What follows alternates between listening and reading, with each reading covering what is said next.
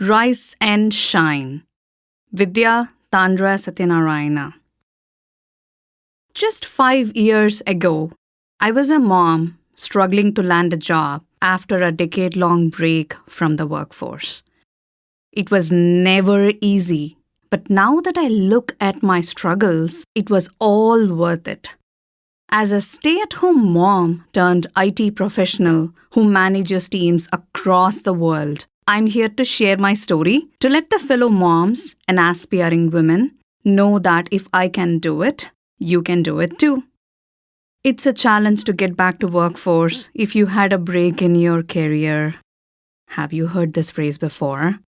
If you nodded yes and think that's true, let me tell you, it's not. With the right attitude and the right tools, nothing is impossible. When I decided to get back into the workforce, I wanted to carve my path to success and create an identity for myself. The intention I set for myself became clear: to be financially independent, to support myself, help others when possible, and experience joy through the process. As I started my journey back into the workforce, I explored all my options. My background was not in information technology, IT, and I wanted to get into IT. That's a big challenge on its own. Now combine it with a decade break, new country, unfamiliar faces, and my introvert personality, and the challenge becomes even more complex. Instead of freaking out, I kept my focus on my intention and reminded myself to take things one step at a time. First step, I spoke with my family and friends, people who knew me well. The more conversations I had, the more clarity I got on what I should do. Based on the data collected from all my interactions, I registered for online courses to help me understand the various roles I could pursue. I finished many projects around the clock, working with the constructive feedback I got from my teachers. I loved it. It helped me understand the areas I was lacking and how to improve. As I said, the process was not easy, but it was so worth it. As a mom with a little kid, there were days when I would work on my projects after he went to bed. I hoped to get feedback back from the project reviewer before my toddler woke up, so I could work on the feedback. I remember when I passed a specific project and earned the nano degree certificate. I got the email at around 2 a.m. and wanted to scream and celebrate. But my son was sleeping in the next room. I celebrated very calmly, and it was such a happy time for me to accomplish something I worked so hard for. It was the fruit of all my hard work and persistence, despite the many challenges and hurdles I faced. There were times I gave up. That's the truth. But I would restart again in a day or two after remembering my intention and why I started this process in first place. I didn't want to give up after going so far in my journey. Also, I had a pair of little cute eyes watching what mommy was doing. I wanted to inspire him through the process too. In the quest to solve this puzzle of breaking through the job market after a decade break and trying to update my professional knowledge, I also reached out to a local nonprofit aimed at helping women get back to workforce. This organization trained and certified me in data analysis. Among my classmates were women who had similar stories to mine and who shared my intention. Women supporting women was magic.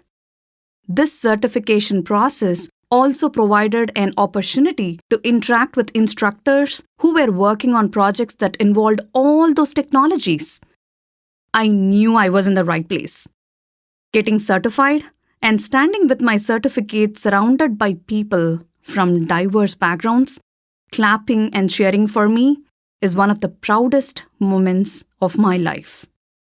Even better, I invited my parents to join me and participate in my joyful moment of this major achievement 8,000 miles from where I was born. The other big challenge I face was speaking in front of people. Before I landed a job, I wanted to improve in this area. I decided to address this in combination with what I loved doing best, volunteering at a local butterfly house. Butterflies have always given me a very positive, beautiful vibe and calm me down. Also, I believe butterflies are our ancestors who are staying close to us. I began speaking about the various insects to the visitors at the butterfly house. One fine day, they handed me a beetle and asked me to talk about it to the visitors. I hate beetles. But that was the whole point of me volunteering, to face my fears. My intention was very clear. After some self-talk, I called on my courage and perseverance. Speaking to the visitors, I successfully handled death-feeding beetles, safely let visitors handle them, talked about their habitats, and returned them back to their cages. As someone who would run away if I saw a beetle in my house, I smiled. I patted myself on the back. Because of my success, I was invited to join the team to work on documents for the various insects and butterflies for publication on their website. Halfway through my time volunteering at the butterfly house, I got an opportunity to be interviewed for a financial company. In a few weeks, I got the offer and was asked for references. My manager at the butterfly house was the first one to give me a great reference. The beetles were so worth it. That's how my journey began. With every new challenge, I saw an opportunity to find a solution. This helped me keep going. Through the process, I also learned the importance of being mentored. There were mentors all along my journey who were telling me there is light at the end of the tunnel and kept guiding me towards it. That meant the world to me. Today, I am an IT professional managing teams across the world. It brings me joy to do this every day. It's been a challenging journey, but I'm grateful for every experience, every opportunity, and every person who helped me along the way.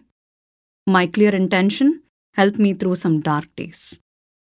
I overcame the taboo of doubts about women re-entering the workforce after taking a break.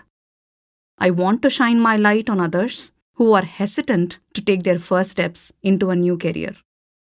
I'm happy to hold their hand, tell them to take a deep breath, and smile as we take steps together and prove that it's okay, we got this.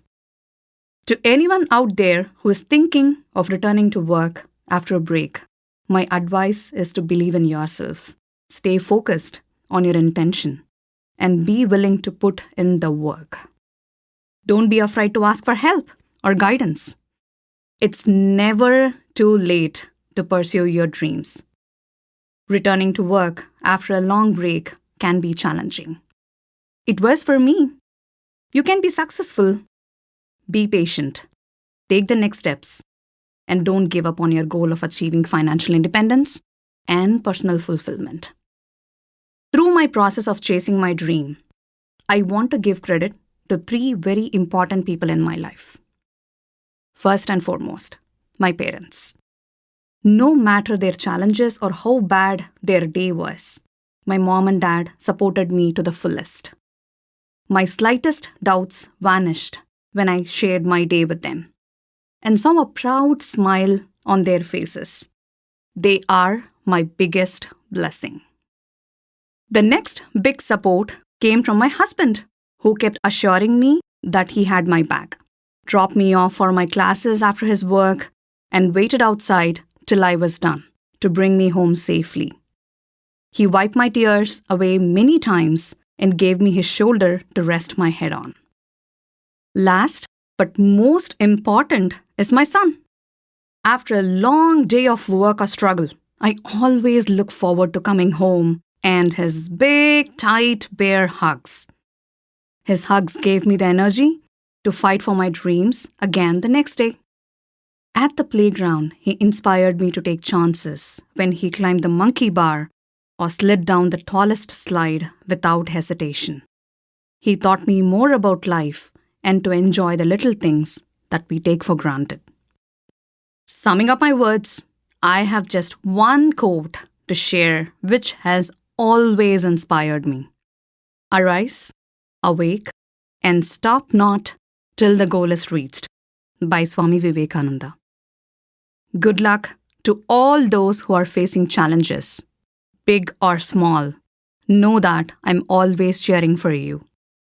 If I can do it, you can do it too.